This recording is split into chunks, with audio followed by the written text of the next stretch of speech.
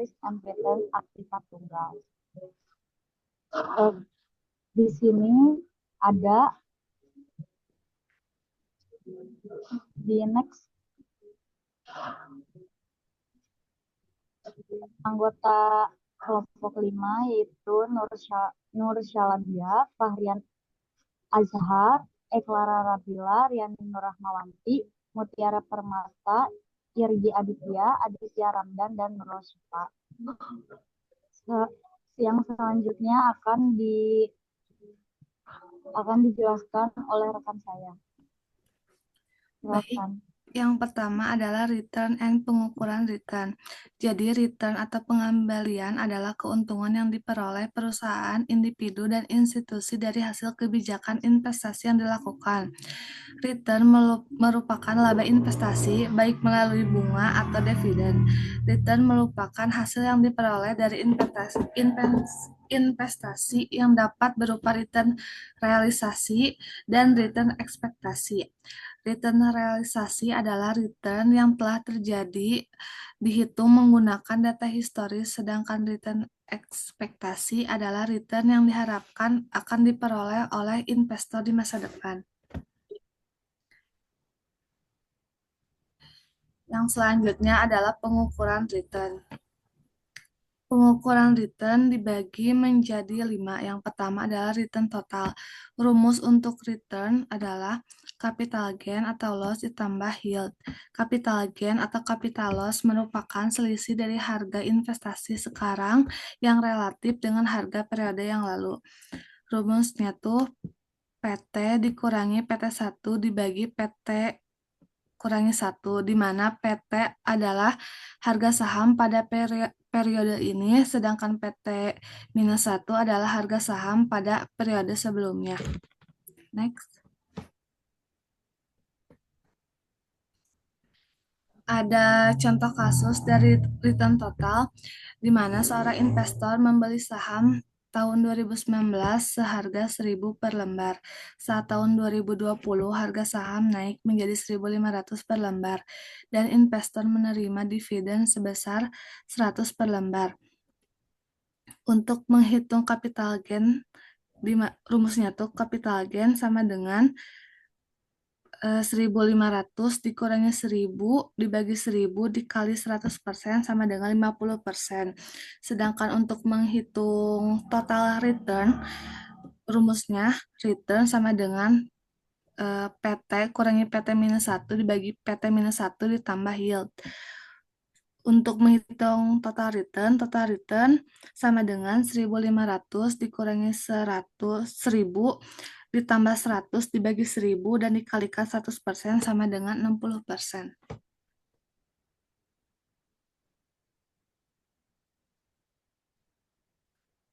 Yang kedua adalah pengukuran dari relative return.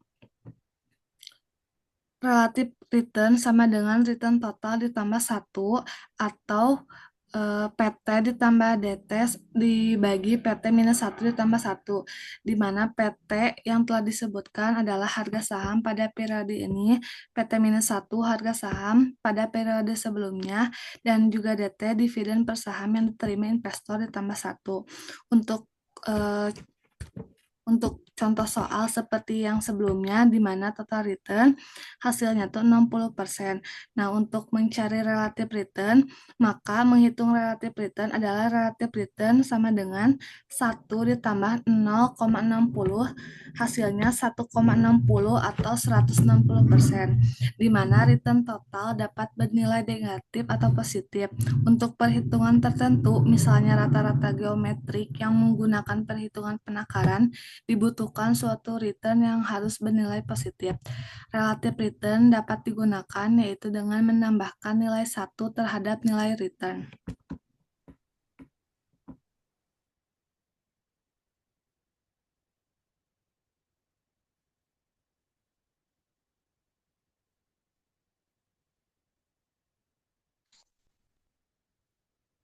Selanjutnya ada retur kumulatif. Retur total pada umumnya hanya mengukur perubahan kemakmuran pada saat waktu tertentu saja, tetapi tidak mengukur total dari kemakmuran yang dimiliki. Untuk mengetahui total kemakmuran, indeks kemakmuran kumulatif dapat digunakan. IKK atau indeks kemakmuran kumulatif mengukur akumulasi sesuai retur mulai dari kemakmuran awal atau KK0 yang dimiliki rumus sebagai berikut. IKK atau indeks kemakmuran kumulatif sama dengan kekayaan awal dalam kurung 1 ditambah retur retur periode pertama di lalu di, ah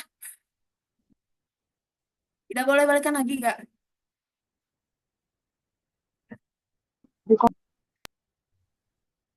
Lalu selanjutnya ada retur kumulatif. Retur total pada umumnya hanya mengukur perubahan kemakmuran pada saat waktu tertentu saja, tetapi tidak mengukur total dari kemakmuran yang dimiliki. Untuk mengetahui total kemakmuran, indeks kemakmuran kumulatif dapat digunakan. IKK atau indeks kemakmuran kumulatif mengukur akumulasi semua retur mulai dari kemakmuran awal atau KK 0 yang dimiliki sebagai berikut. IKK sama dengan KK0 dalam kurung 1 ditambah retur sampai periode KT. Biasanya dari awal T periode ke-1. Indeks kemakmuran kumulatif dapat juga dihitung berdasarkan perkalian nilai-nilai komponennya sebagai berikut. Indeks kemakmuran kumulatif sama dengan perubahan harga kumulatif dikali yield kumulatif. Lalu ada retur yang disesuaikan. Retur yang dibahas sebelumnya hanya membahas perubahan nilai uang tetapi tidak mempertimbangkan tingkat daya beli dari nilai uang tersebut. Untuk itu perlu disesuaikan dengan tingkat inflasi yang ada. Retur ini disebut dengan retur real atau retur yang disesuaikan dengan inflasi sebagai berikut. Retur yang disesuaikan dengan tingkat inflasi sama dengan 1 ditambah retur nominal dibagi 1 ditambah tingkat inflasi lalu dikurangi dengan 1. Lalu ada rata-rata geometrik dan aritmatika. Rata-rata geometrik digunakan untuk menghitung rata-rata yang diperhatikan tingkat pertumbuhan kumulatif dari waktu ke waktu. Berbeda dengan rata-rata aritmatika biasa yang tidak mempertimbangkan pertumbuhan, rata-rata geometrik lebih tepat digunakan untuk menghitung rata-rata retur dari surat-surat berharga yang melibatkan beberapa periode waktu. Rata-rata ini dihitung dengan rumus rata-rata geometrik sama dengan 1 ditambah retur untuk periode ke-1 sampai dengan retur periode untuk selanjutnya. Dipangkatkan dengan 1 dibagi N lalu dikurangi dengan 1.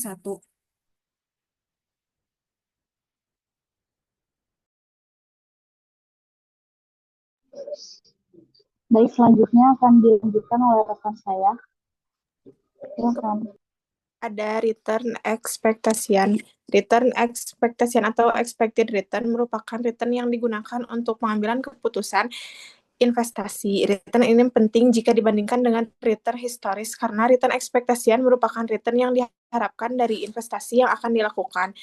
Nah, return expectation atau expected return dapat dihitung berdasarkan beberapa cara sebagai berikut. Yang pertama itu dengan berdasarkan nilai ekspektasi masa depan, yang kedua berdasarkan nilai-nilai return historis, dan yang ketiga berdasarkan model return ekspektasi yang ada. Yang pertama itu dengan berdasarkan nilai ekspektasi masa depan. Dengan adanya ketidakpastian, berarti investor akan memperoleh return di masa mendatang yang belum diketahui persis nilainya. Untuk ini, return yang akan diterima perlu diestimasi nilainya dengan segala kemungkinan yang dapat terjadi. Dengan mengantisipasi segala kemungkinan yang dapat terjadi ini berarti bahwa tidak hanya sebuah hasil masa depan atau outcome yang akan diantisipasi, tetapi perlu diantisipasi sebagai hasil masa depan dengan kemungkinan probabilitas terjadinya adanya adanya uncertainty berarti distribusi probabilitas dari hasil-hasil masa depan perlu diketahui. Nah, distribusi probabilitas merupakan satu set dari kemungkinan outcome. Dengan masing-masing outcome dihubungkan dengan probabilitas kemungkinan terjadinya distribusi probabilitas ini dapat diperoleh dengan cara estimasi secara subjektif atau berdasarkan dari kejadian sejenis di masa lalu yang pernah terjadi untuk digunakan sebagai estimasi.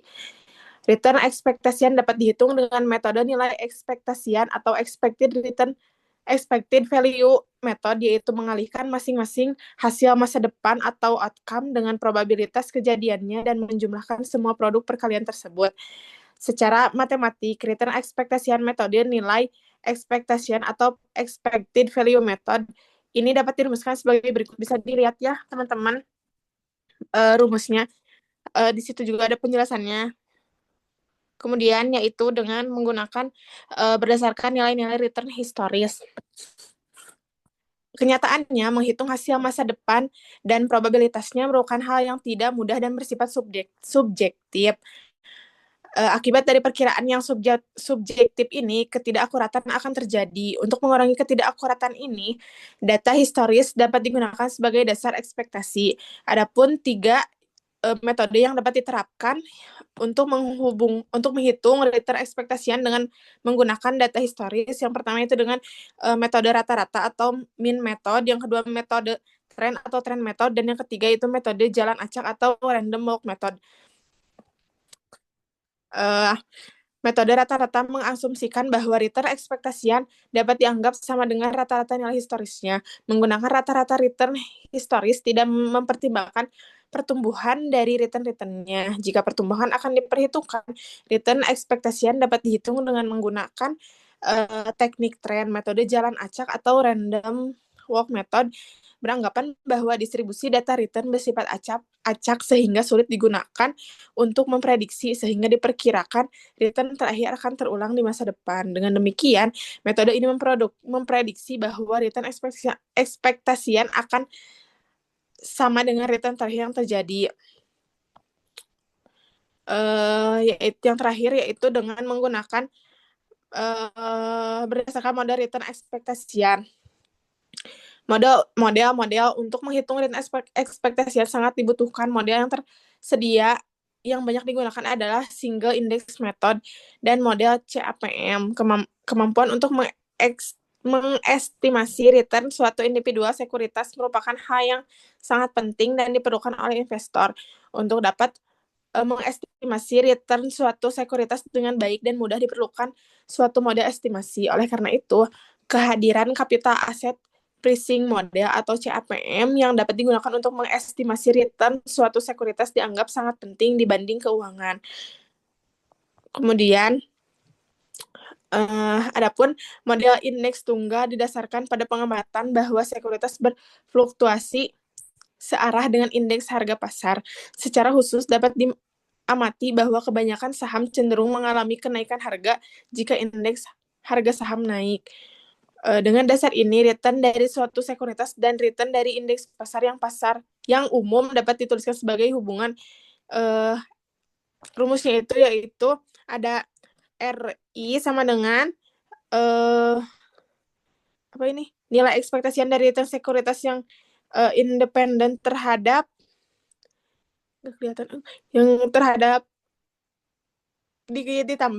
ditambah beta, yaitu parameter yang mengukur perubahan yang diharapkan pada RI jika terjadi perubahan pada RM.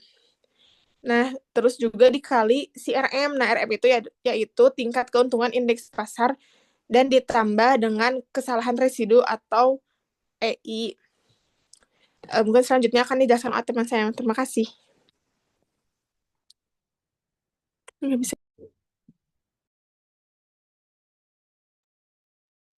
Baik, selanjutnya ada resiko.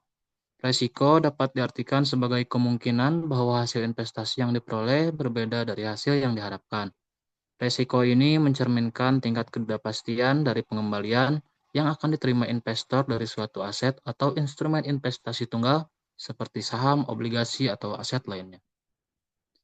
Lalu ada resiko dengan pendekatan probabilitas. Buat daftar kemungkinan hasil investasi dan seberapa besar peluangnya. Hitung rata-ratanya, lalu ukur seberapa jauh hasil itu menyimpang dari rata-rata. Itulah yang disebut resiko atau standar deviasi. Untuk rumusnya mungkin teman-teman bisa lihat di bawah, sudah ada keterangannya. Lalu resiko dengan pendekatan data historis. Ambil data return dari masa lalu, hitung rata-ratanya, lalu lihat seberapa besar fluktuasinya dari tahun ke tahun. Fluktuasi ini dihitung dengan standar deviasi dan menunjukkan seberapa besar risiko yang sudah terjadi.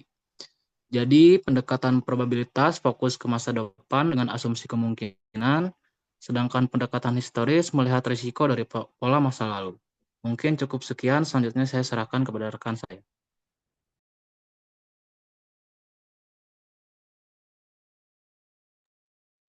Baik, selanjutnya ada koefisien variasi. Koefisien variasi adalah ukuran statistik yang digunakan untuk menentukan sebaran suatu kumpulan data relatif terhadap rata-ratanya. Untuk melakukan investasi, dua faktor harus dipertimbangkan bersama, yaitu return ekspektasian dan resiko aktiva. Koefisien variasi dapat digunakan untuk mempertimbangkan dua faktor tersebut bersamaan, seperti dalam rumus tersebut. CV sama dengan risiko dibagi return ekspektasi.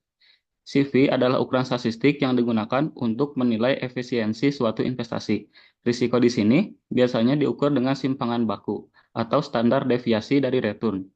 Return ekspektasi adalah rata-rata return yang diharapkan dari suatu investasi.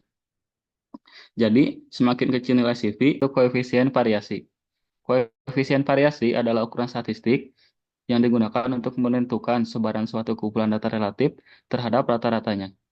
Untuk melakukan investasi, dua faktor harus dipertimbangkan bersama, yaitu return ekspektasian dan resiko aktiva. Koefisien variasi dapat digunakan untuk mempertimbangkan dua faktor tersebut bersamaan. Seperti dalam rumus tersebut, CV sama dengan risiko dibagi return ekspektasi. CV adalah ukuran statistik yang digunakan untuk menilai efisiensi suatu investasi. Risiko di sini biasanya diukur dengan simpangan baku atau standar deviasi dari return. Return ekspektasi adalah rata-rata return yang diharapkan dari suatu investasi. Jadi, semakin kecil nilai CP, maka investasi tersebut semakin efisien. Artinya, risiko relatif terhadap return yang lebih kecil. Dengan kata lain, investor akan lebih memilih aset dengan CV yang lebih kecil, karena menunjukkan bahwa aset tersebut memberikan return lebih tinggi untuk setiap unit risiko yang diambil. Jadi dapat diartikan dari rumus tersebut bahwa semakin kecil nilai CP, semakin baik aktiva tersebut. Dan juga semakin kecil nilai CP, semakin kecil risiko aktiva dan semakin besar return ekspektasiannya. Next slide. Slide-nya geser. Selanjutnya, properti return ekspektasi dan varian. Nilai ekspektasi mempunyai beberapa properti yang berhubungan dengan nilai ekspektasi. Properti 1. Nilai ekspektasi dari perjumlahan sebuah variabel acak X dengan sebuah konstanta K adalah sama dengan nilai ekspektasi dari variabel acak itu sendiri, ditambah dengan konstantanya. Properti 2. Nilai ekspektasi dari perkalian sebuah variabel acak X dengan sebuah konstanta K adalah sama dengan nilai ekspektasi dari nilai acak itu sendiri, dikalikan dengan konstantanya. Properti 3, varian dari perjumlahan suatu variabel acak X dengan sebuah konstanta K adalah sama dengan varian dari variabel acak. Properti 4, varian dari perkalian sebuah variabel acak X dengan sebuah konstanta K adalah sama dengan varian dari variabel acak itu sendiri, dikalikan dengan kuadrat konstantanya. Lalu, kesimpulan dari properti 1, belum. Kesimpulan dari properti 1 adalah menambahkan nilai tetap konstanta pada variabel acak akan menaikkan atau menurunkan ekspektasi sebesar nilai tetap tersebut, tetapi tidak mengubah resiko dari variabel tersebut. Kesimpulan dari properti 2, mengalihkan variabel acak dengan konstanta akan mengalihkan nilai ekspektasinya dengan konstanta tersebut. Ini berarti ekspektasi bersifat linier terhadap skala. Kesimpulan dari properti 3, menambahkan atau mengurangi nilai tetap tidak mempengaruhi variasi. Artinya, penambahan nilai tetap tidak menambah risiko, hanya menggeser nilai rata-rata. Properti 4, Mengalihkan variabel acak dengan konstanta akan mengalihkan variasinya dengan kuadrat konstanta tersebut. Ini berarti perubahan skala berpengaruh besar terhadap tingkat risiko. Jadi semakin besar skala, semakin tinggi risikonya. Sekian yang saya sampaikan, akan dilanjutkan oleh rekan saya.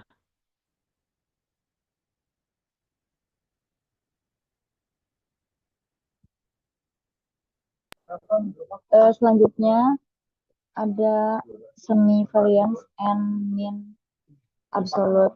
Semi-variance adalah semi-variance ukuran statistik yang menghitung seberapa besar penyimpanan data yang berada di bawah rata-rata. Biasanya ini digunakan untuk menganalisis risiko kerugian atau downside risk, terutama dalam dunia investasi. Mean absolute deviation atau MAD adalah ukuran dispersi data yang menunjukkan rata-rata selisih absolut antara setiap data dengan nilai rata-ratanya. MAD menggambarkan seberapa jauh data menyebar di pusatnya dan lebih tahan terhadap outlier dibanding varian. Selanjutnya akan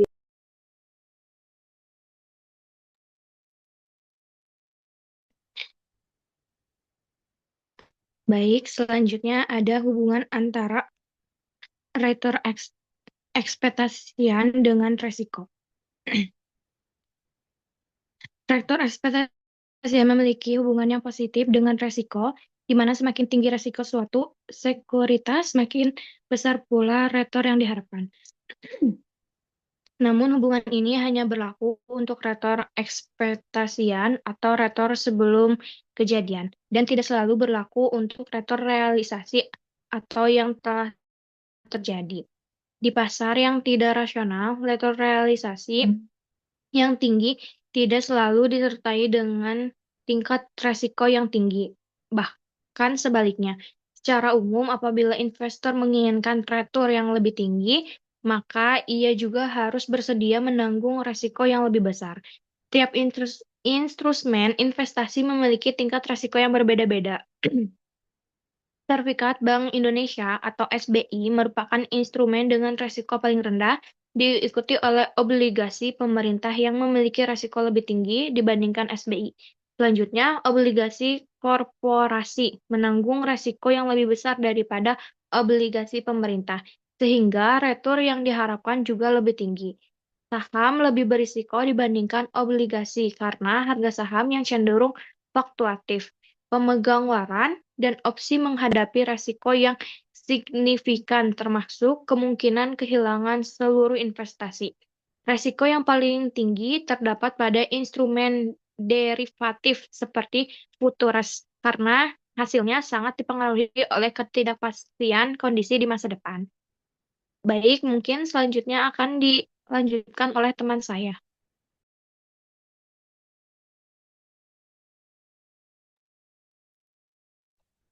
Terima kasih kepada moderator yang telah memberikan saya waktu untuk menjelaskan kesimpulan.